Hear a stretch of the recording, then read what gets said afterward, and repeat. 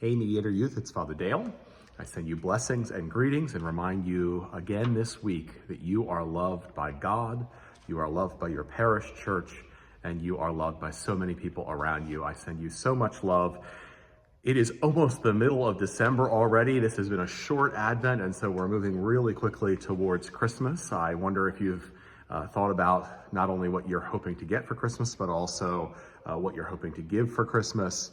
And that, of course, doesn't have to be something you buy. It really doesn't. It can be something that you give.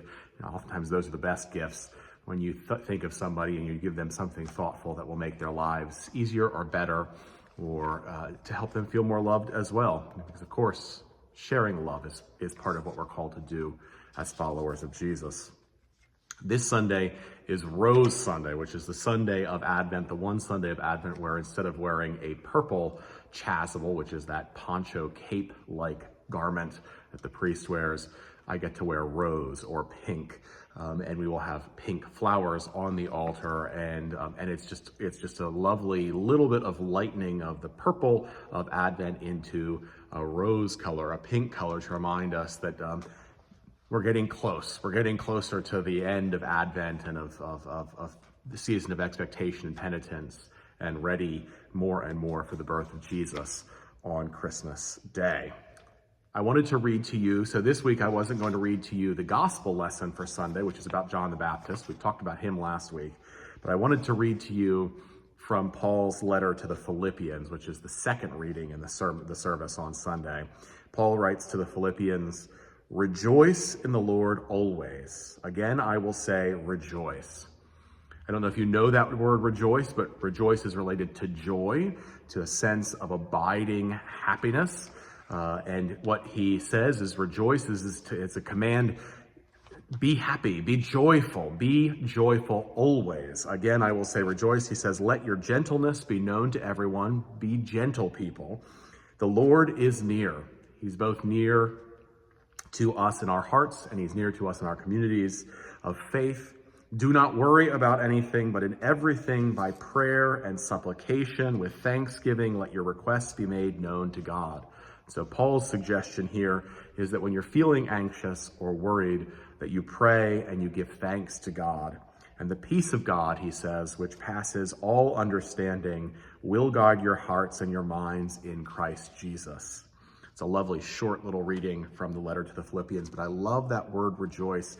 And I love it in this context of this second reading that we will hear on Sunday, especially because Paul is writing the letter to the Philippians from prison. He's been imprisoned. He's gone through torture for the sake of the message of Jesus and the gospel and the kingdom of heaven.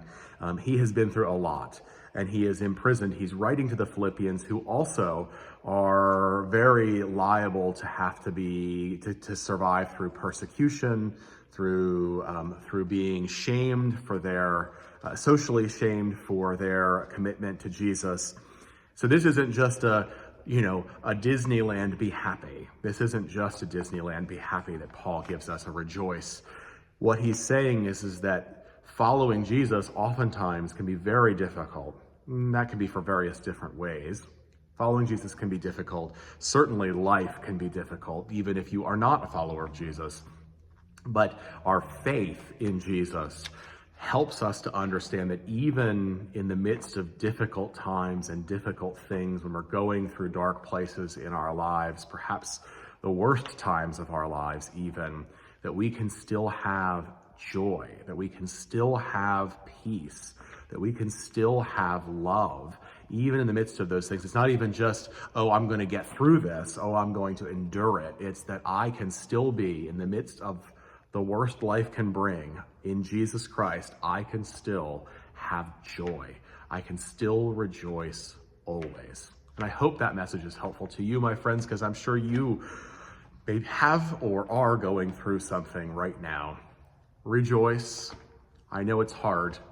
You will endure, and your faith in Jesus will be part of what gives you joy and hope, even in the middle of things that are hard to understand.